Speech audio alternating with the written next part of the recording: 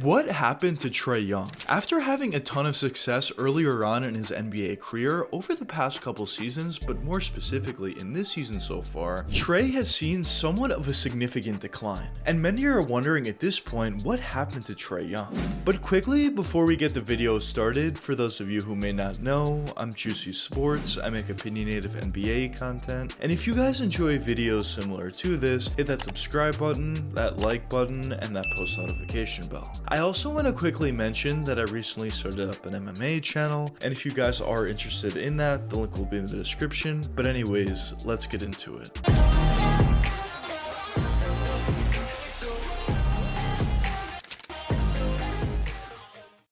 Whenever you trade away a player of the caliber of Luka Doncic on draft night, that's typically going to be seen as a disaster for most organizations. But a huge reason for why that many didn't necessarily see this as a disaster for the Atlanta Hawks is due to the fact that the player they got in return for Luka was Trae Young. Now, originally when Trae was coming into the NBA, there was definitely a lot of talent there, but at the same time, there were some questions and concerns. The biggest thing that scouts were concerned about was his overall size, and they questioned whether or not he can play as effectively as he was playing in college at the NBA level at that size. But once Trae made it to the NBA, it was pretty clear that this guy was extremely talented, and he was even overachieving the level that he was playing in the NBA as compared to what he was doing in college. In his rookie season, Trae was doing a lot of things that scouts just didn't necessarily expect him to do. He was doing a great job at shooting that three-point jump shot, which is something everybody expected him to do, but he was also doing a really nice job at driving all the way to the basket, facilitating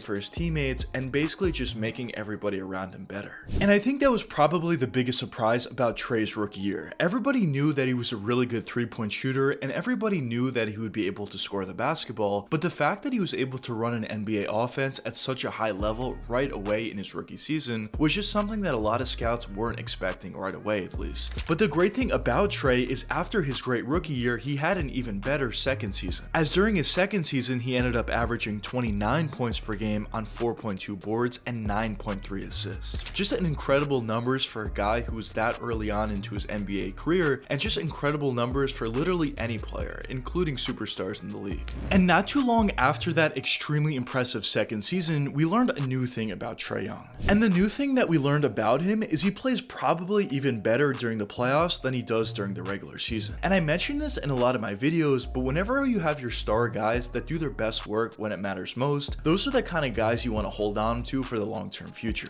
And for Trae Young, it was pretty clear that he was not only playing better individually, but he was also doing a phenomenal job at making everybody around him better. As going into his first round playoff matchup against the New York Knicks, a lot of people expected the Knicks to win that series, although they did think it would have been close. But as we all know at this point, the Hawks were able to absolutely dominate that first round matchup against New York, as Trae Young led his Hawks to beat them in only 5 games. Now, after that extremely impressive victory over the Knicks, a lot of people were questioning on how good the Knicks actually were as opposed to how good the Hawks actually were. But after the Hawks were able to beat the Sixers in 7 games in their second round matchup, which is something that virtually nobody expected to happen, people were starting to see the Hawks in a different light, and they were starting to see Trae Young specifically in a different light as well. And even going into the Eastern Conference Finals matchup against the Milwaukee Bucks, the Hawks made it relatively close, losing in 6 games. But regardless of that fact, the Hawks were an extremely young team at that point. A lot of the guys on the roster, and more specifically their main guy in Trae Young, were in their first playoffs ever. And if they were able to perform that well that early on, just imagine how much better they can get in the long-term future. Or at least that was the thinking of a lot of NBA fans. But unfortunately, after that extremely impressive playoff performance by Trae Young and the Atlanta Hawks as a whole, they never really got better from there. As the season following that, they ended up losing in the first round to the Miami Heat. The season following that, which was last year, they also ended up losing in the first round to the Boston Celtics. And when you look at Trae Young's statistics individually, it's pretty clear there has been some decline there.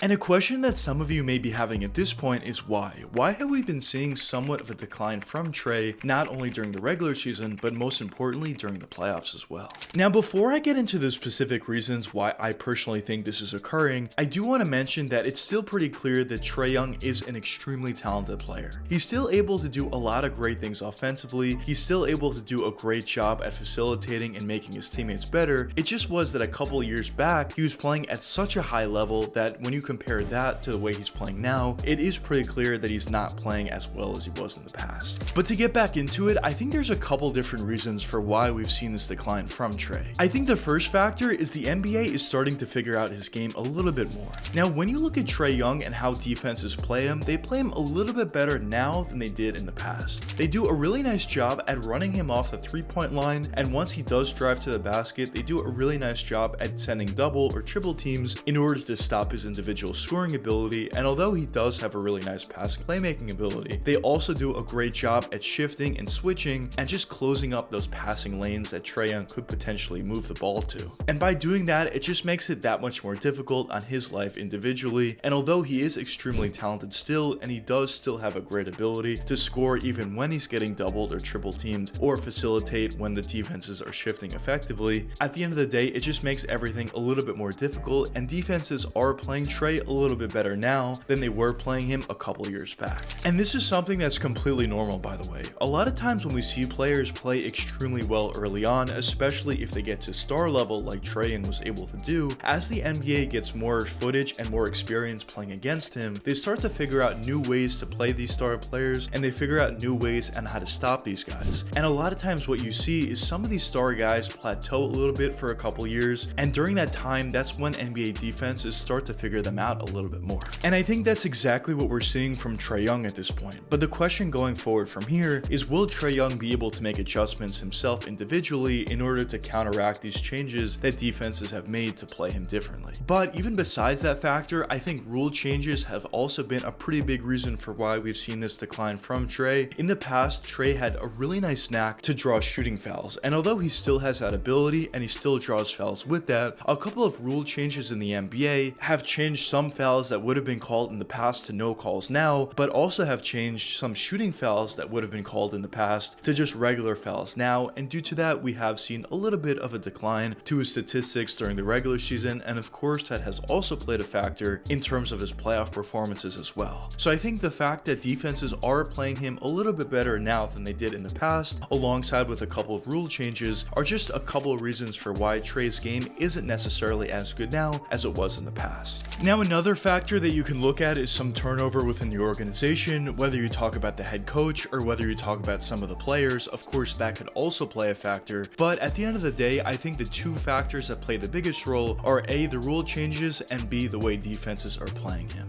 Now, with all that being said, I still think Trae Young is an extremely talented player, and he's only going to improve as the seasons do progress, and I think he's going to get over this little plateau that he's on currently, and he's going to help his team in the Atlanta Hawks win a lot more games in the long-term future. But I guess only time will tell what does end up happening for Trae Young and the Atlanta Hawks. But anyways, let me know what you guys think in the comments. Why, in your opinion, do you think Trae Young has started to play a little bit worse as of late than he has in the past? But anyways, I hope you guys enjoyed the video, and if you did enjoy, check one of these two videos popping up now, and until the next time, peace out, guys.